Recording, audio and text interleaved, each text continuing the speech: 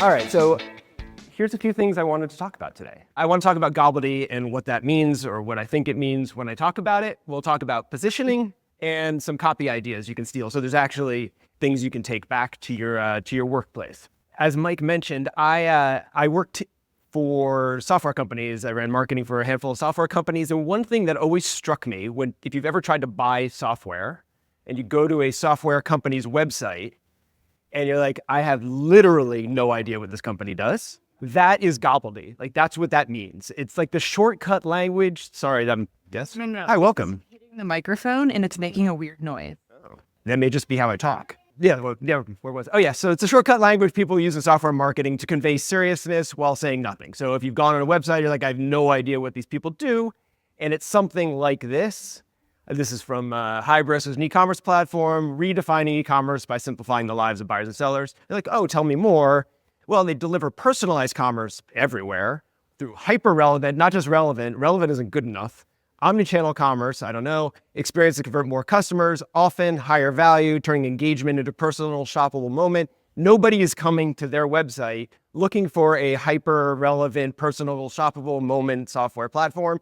But like, it took a whole bunch of people getting together over months to ruin something that someone had a good idea and turn it into this. This is also Gobbledy. I don't know what NetScout is, and neither will you. They're unstoppable visibility for your unstoppable enterprise. Tell me more. They're communication service providers and healthcare networks, also governments and federal branches, which to me is part of the government, but they broke it out for some reason. The world's organizations, that's every organization on Earth, testing the limits of what's possible. Tell me more. Continuous digital transformation is a must. All right. It requires new levels of visibility, capable of unlocking performance, security. Like, if anyone can tell me what NetScout does, it doesn't have to be this way. This is Indeed, which is more of a consumer-facing brand. We help all people get jobs. Yeah, why isn't it always like that? And there's like a lot of reasons why. And I do work with companies to help them get more of this and less of the other stuff. And what happens, it all comes from a good place. And you may have been in meetings like this where someone comes in and is like, oh, we should say this. And then someone in sales is like, oh, well, you know, if we say that, but what about people who want this other thing? Won't they know? Oh, we'll tack that on. And someone in client success is like, oh, I have this one customer in Uzbekistan who uses us to do this. You need to put it on there. Okay. And you end up with this thing. My idea is that the whole problem, and we'll talk about positioning, is that nobody starts with positioning. And so you end up with everyone's ideas gets lumped in because no one has started about who are we talking to, how do we differentiate ourselves? Gobbledy is also a visual thing. It does not just have to be words. I don't know, are people familiar with Gartner, which is like a research company? They publish a lot of this. Yeah, so all I know is there are several kinds of humans. That's like a key thing over here on the left, that employees and customers are both humans. And somehow, when you start there, you put it in the thingity-ding, and it comes out to entitlement management. Also, this is the goal of a SAM-I-AM program. It's identity first security. And I assume someone like me would get up at a conference and present this, and it would be super clear. I don't see how that's possible. But they produce so much of this, it's quite incredible. So you might see this on some websites. I call what I see on software sites, I don't have an example in this deck, where you might say like, okay, actually a lot of marketing technology companies have a thing that looks like, we'll take your data from email and your social and from your stores. And what the hell is that? It'll say like all these places where they pull your data in, and it'll have like these like tentacles, and then it'll be like, we're the marketing.io. And then over here, it'll have like all these tentacles, like, and we'll spit it out into these different places. And I call it the octopus because there's always like 4 things it takes in, a thingity-ding, and then 4 things that go out. That's also Gobbledy. You don't see this in B2C. This to me is the Cheerios version of Gobbledy. It's for breakfast-obsessed humans. It redefines hunger management solutions through hyper-round whole grain consumables delivered in a concave environment with 99.39's deliciousness when augmented with bovine-based liquid accompaniment. Talk to sales. Yeah. That's not my water. Yeah. This is a fun exercise, by the way, to take any consumer product and turn it into SaaS. The problem here is a lack of positioning. And I feel like positioning is the most neglected, confusing, area of marketing. And I don't know if any of you studied marketing in school. I feel like it was the thing you probably skipped over to get to the fun stuff. Like, hey, but how do I make emails and ads and stuff? But everything starts with positioning. Everything you do every day is downstream of positioning. What is positioning? So that is a fair question to ask, since that's what I'm talking about. And it's really three things. Where does your product fit in the market? That can be different things. So like this is a MacBook. A MacBook could be a super easy computer that even a 5-year-old can use. It can be a super powerful computer that people create films on that will go in the theater. Those things are not the same thing, right? Like if you don't decide, are we talking to people with children or am I talking to Francis Ford Coppola, you're going to end up with bad marketing, or with marketing that tries to speak to both the people buying things for children and people buying things for Francis Ford Coppola. So you have to figure out, where do we sit in the market? What does the market look like? And where do we sit in it? Oh, I used whom. Nice. Whom do you define as the competition? So who are you actually competing against? It can't be everyone. And how do you compete with competitors? Is it where you sell? Is it we're a high price, everyone else is a low price, or vice versa? We're everyday low price, we coupon, we use influencers. There's lots of ways to compete. None of them are wrong. But if you don't know how you're selling, where you sit in the market, who your competitors are, and how you compete with them, all of your marketing will be gobbledy. It just will. There's no way to tie together what you're saying back to positioning. But also, great positioning solves all of that. So David Ogilvy, who is a kind of the father of modern day advertising, started the Oatly agency, said positioning should be decided before the advertising is created. Positioning should be decided before the advertising is created.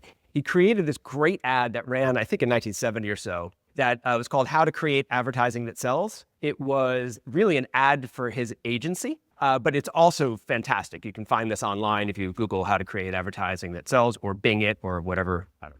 And what he says, so there's like 50 different blurbs in this full page, very, very, very, very dense ad. But I think the first one, to me, kind of redefined how I thought about marketing. The most important decision. We've learned that the effect your advertising has on sales depends more on this decision than any other. How should you position your product? And this was what cleared it all up for me. Should you position Schweppes Ginger Ale as a soft drink or as a mixer? Is Dove soap a product for dry skin or a product that gets your hands clean? And you can imagine that the results of the campaign depend less on the advertising than how the product is positioned.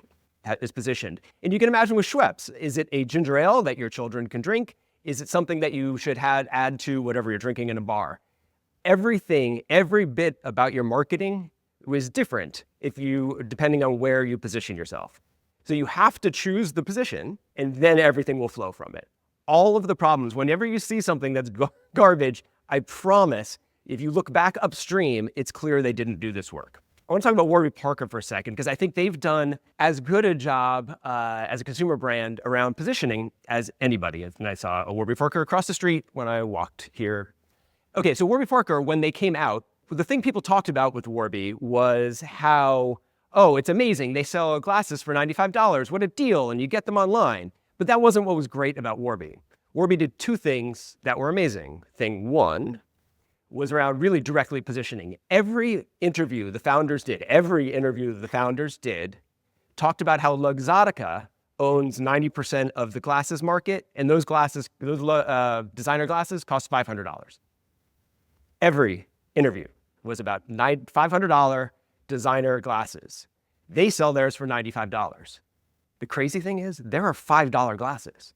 Like, they were way more expensive than the cheapest, but because they positioned themselves, hey, we're just a better version of this thing these people are ripping you off, we are not going to rip you off. It was really effective because they became a trusted brand. Like, they're breaking the secret open. Hey, all those designer glasses you wear are made by one company. They're ripping you off at $500. We're not going to do that. And they appeared to be like a great value. $95 is still expensive for a pair of glasses compared to what you can get on Amazon, but super cheap compared to $500 glasses. That was brilliant and allowed them to do a lot of things. Downstream of that, because they built trust on, hey, we're letting you in on the secret, was this try 5 frames at home free program. I think they still have it. where you can, you go online, you choose 5 sets of frames, they mail it to your house, you try them on, you pick the one you want, you mail all 5 back, you go online and they will send you the frame you wanted, which sounds amazing, or it sounds like a terrible return policy. You can only buy 5, you have to return all of them, then we'll ship it back to you, right? So the way the positioning allowed them to create this thing, a terrible return policy that really only works for them, and turn it into this like, hey, look at us, you can try on 5. Amazing, right? Like there's all this downstream benefit of upstream positioning. All right, that's positioning. Let's go through some copy ideas. O'Keeffe's Working Hands. There was an old British commercial for a wood stain by Ronseal that basically says, oh, Ronseal, fast-acting wood stain dries in 30 minutes. And then the tagline of the commercial is, it does what it says on the tin, because it is fast-acting wood stain that dries in 30 minutes. That's a really effective copy tool. O'Keeffe's Working Hands, there are lots of hand creams. They looked at the market. They decided where they fit in the market. There's a market for people who work with their hands and have dry hands. They are going to cure those dry hands, and they called their product Working Hands because it's for people who work with their hands. Genius. That's what great positioning does. I had a brief period where I was obsessed with insurance marketing. Insurance marketing is incredibly regulated. And back in the day before everyone came up with mascots as a way as a shorthand of saying, because you can't really differentiate the product. There's so many regulations around the product. You can't really differentiate yourself. So you differentiate yourself by having either a lizard or an emu and deciding which of these 2 animals best represents my need to protect my car. Allstate, that makes sense, right? And then they spend $1 billion a year advertising it. Yeah, it's crazy. So Allstate back in the 1970s tried to position themselves, or did position themselves, as the young man's life insurance. It was insurance, life insurance for young men. That was the positioning. So they interview a bunch of young men, I assume, and the young men say like, oh, my biggest fear in life is that if, God forbid, I were to no longer be on Earth, my child would be screwed because it's 1972, his wife was not working. So don't blame the messenger. It's not my fault. My mother did go back to work. So anyway, so they went with it does what it says on the tin message. Allstate Insurance says if you die, your baby is still buried. It's still babied. And the baby is like, wait, what? What'd you say? What was that? This was a whole campaign. They had a whole campaign of dads, 30-year-old dads, or probably if it's a 2-year-old back then, 24-year-old dads, with their children. And it's like, well, if this kid dies, you're going to need some life insurance. Yeah, and for $5, you can give them $13,000. Good luck with the rest of your life. So yeah, like there was a whole campaign around this. And it was really effective. It worked for years. They ran it for years of babies who they were just saying to the dads, yeah, we're not saying something's going to happen, but for $5, you can get $13,000. This worked really well. It was so on the nose. Oh, you should look it up on YouTube. There's a YouTube video, a TV commercial version of this. That's like, whoa. It's very upsetting. Allstate Life Insurance says, if you die, young man, we can help you make certain that little boy of yours won't go under. All right, next. I like this idea of selling the brownie, not the recipe.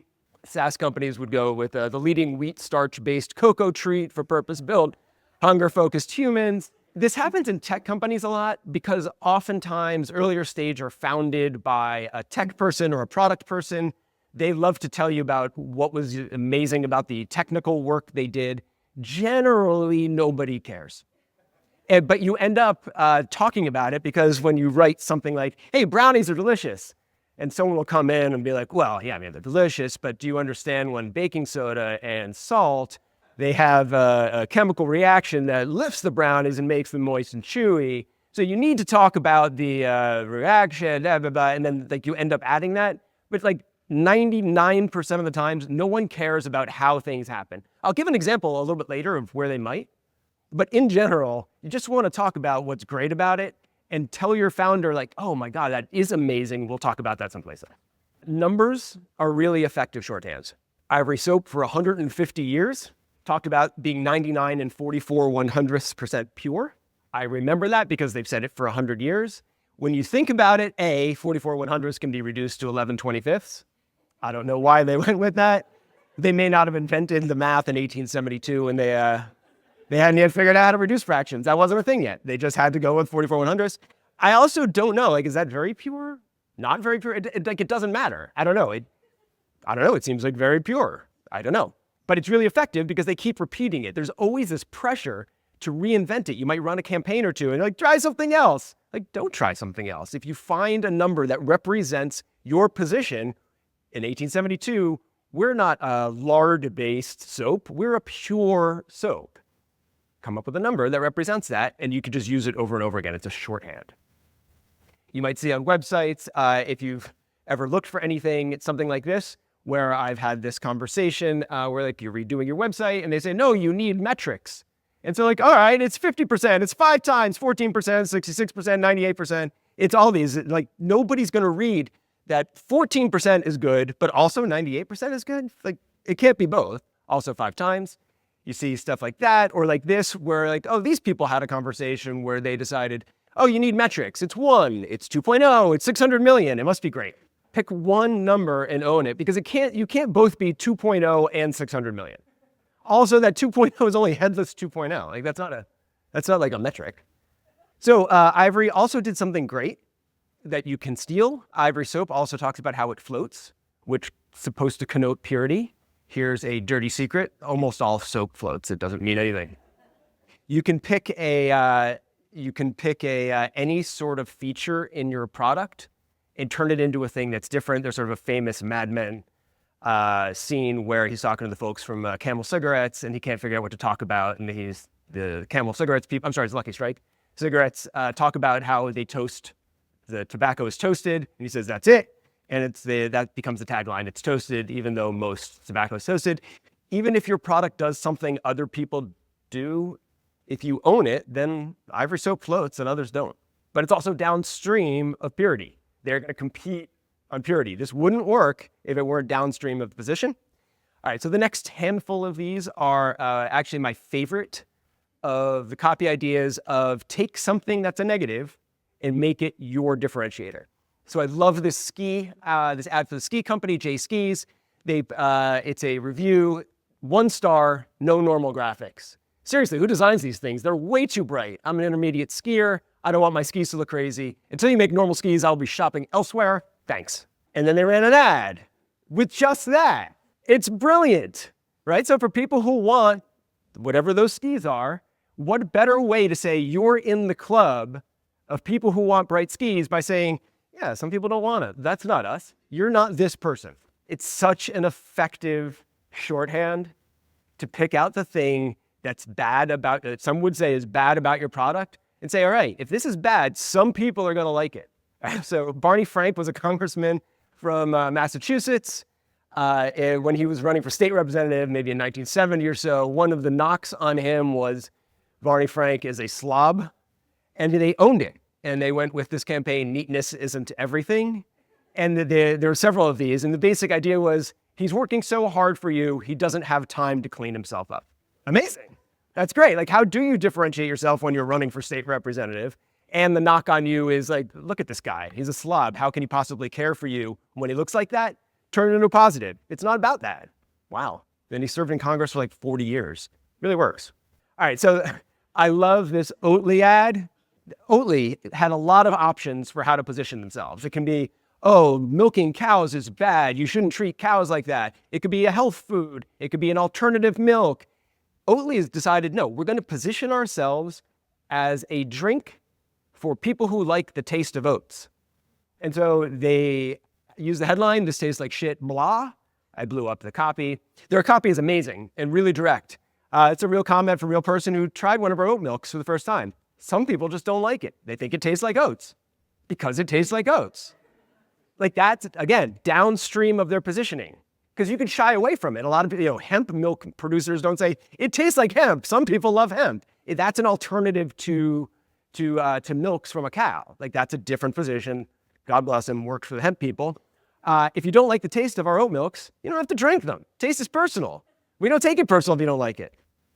But there's some people who find oat milk delicious. who can taste the protein, fiber, unsaturated fats. There's some product benefits in there, so give it a go. And if you don't like it, you can give it to someone else.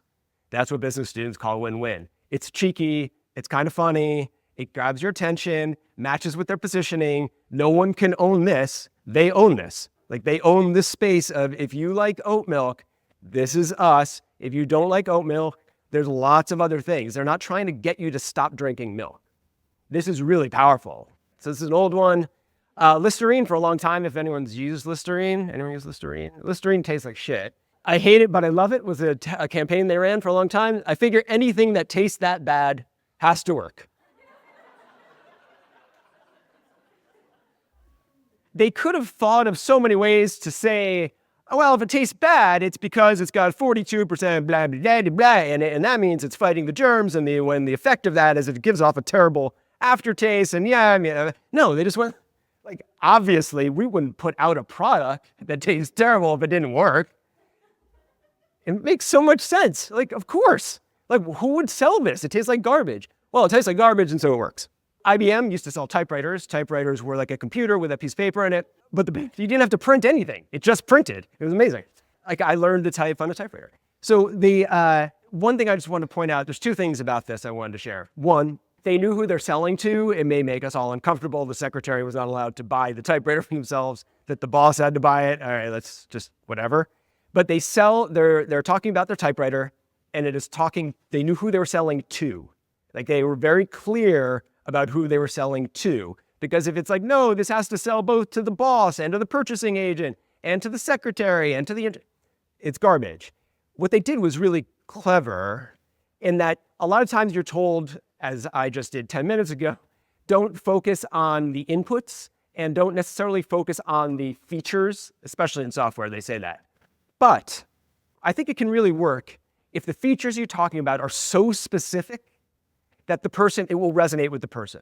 And so they say here, blah, blah, blah, blah, blah. Essentially, your secretary spends a lot of time, whatever. Your secretary spent doing other stuff instead of whatever they do.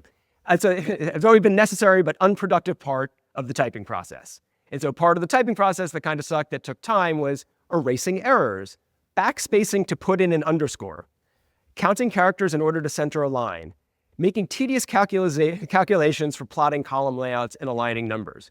What I love about that is those are tiny little benefits, but they speak so specifically, if you're a secretary, to what makes your job miserable, that it really resonates in a way that I often see things like, stop wasting your time with this HR system and get a better HR system, whatever. But the specificity can be really powerful. It really resonates. I like that example. Wang was a very early computer company, had a nice 6-inch screen. It's actually a word processor. This wasn't even a computer. All it was a word processor. Sometimes you can't really narrow down who you're speaking to. And Wang went with a great example of, there's 3 types of companies that should be buying our product. And how did they decide to sort of be clear about who they are? They wrote an ad that's like, these are the 3 types of companies that are going to need it. 1, companies that are growing fast. 2, companies that do a great deal of correspondence. 3, companies that require 100% accuracy. Really clever. Like, if you can't figure out like a sort of a shorthand for who you're selling to, just say there's 3 types of people who love our product, and then you say who the 3 types of people are. Wang became incredibly popular, so much so that people would want to borrow each other's computers, and they'd ask, can I hop on your Wang? They didn't run that. Yeah, right. Volkswagen, if you've ever gone back through their old ads, ran incredible advertising in the 1960s and 70s. I don't have an example here of my favorite ad of all time. It was a VW Beetle. The headline said lemon, like bad car. And the copy underneath it said, like, this looks like a great car, but to us, we know there are 65 imperfections when it came off the line, and here's how we fix them. And that you may not see what's not perfect about it, but we do. It's important to us what's on the inside. Really striking. Loved it. They did a ton of great advertising. They ran this ad in the 1960s.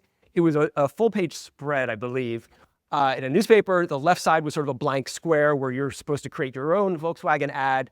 On the right side, they told you, how do you do a Volkswagen ad? And I think that the way they told you to write a Volkswagen ad still works today. And if people followed this, you wouldn't end up with Gobbledy. So they say, look at the car, like look at the product, look harder, you'll find enough advantages to fill a lot of ads, like the air-cooled engine, economy, design that never goes out of date. Kind of what are the differentiators in your product? And I also love, this is an ad for Volkswagen too. And so they've also mentioned the things that are good about Volkswagen. Don't exaggerate. Some people get 50 miles per gallon. Some get 28. We'll call it 32. Perfect. Don't promise more than you can give. Call a spade and a suspension, not something like orbital cushioning. Even they were talking about Gobbledy in 1965. Speak to the reader, don't shout. He can hear you, especially if you talk sense, meaning great copy resonates. Pencil sharp, you're on your own. I think this still today is how you write great marketing. This is how great copy works, still works. And this is the outcome of that. So when they were selling the VW bus back in the 1960s, they did a whole bunch of focus groups. They found that the two things, one, that while the husband generally made the purchase, the wife was very influential in the purchase decision. And two, they could not pretend this was an attractive car. So lots of times you see advertising where someone's telling you it's something great when you're like, that's like a Chevy Impala. It's not great. Maybe it does lots of things, but it's not a beautiful roadster. They decided they had to embrace the ugliness of this thing and the fact that the wife was an influencer. And they went with this ad. Do you have the right kind of wife for it? Can she break her own bread? Does she worry about the bomb? Does she let your daughter keep a pet snake in the backyard? Does she invite 13 people to dinner when she only has service for 12? Does she name her cat Rover? And my favorite, does she make your neighbor's children wish she was their mother?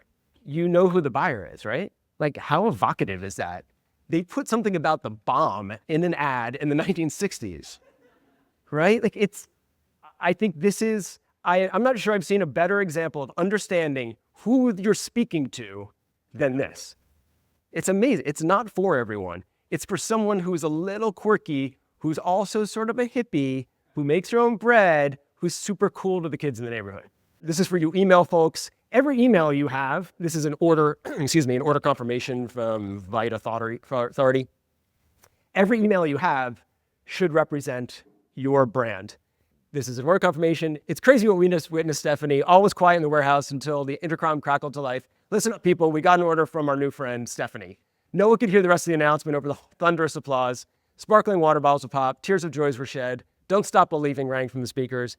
Even lead packer Zach smiled, and Zach never smiles. This is a great order confirmation, right? I don't know what Vita Authority does, and the vitamin thing makes me worry. I don't want to know. But this is what great copy can do for you everywhere. There's nowhere your brand can't be applied. Love this. Mike's telling me 1 minute. I will tell you one last thing. Sylvia Plath said, I'm skeptical of people whose God is testing. Avis in the 1960s focus group the idea of two things. One, do we just say we're better than Hertz, who is the leader? Or do we say that, hey, you know what, we're number two. And when you're number two, you're just going to try harder. And the focus groups hated this. They're like, why would we rent from a number two? And the ad agency back in the days when people listened to ad agencies said, you know what, I don't care. We're going to go with this. And they did, and it stuck around until this day. And my point for all of you folks in email is this email and marketing and copy are as much a matter of belief as it is testing. There is a place for testing, but there's also a place for creative and beauty and great writing. And in a world where we're all a little bit about what's going to happen with generative AI, it couldn't have come up with any of this. This will always have a place when it's rooted in a foundation of great positioning. That's it. That's my email.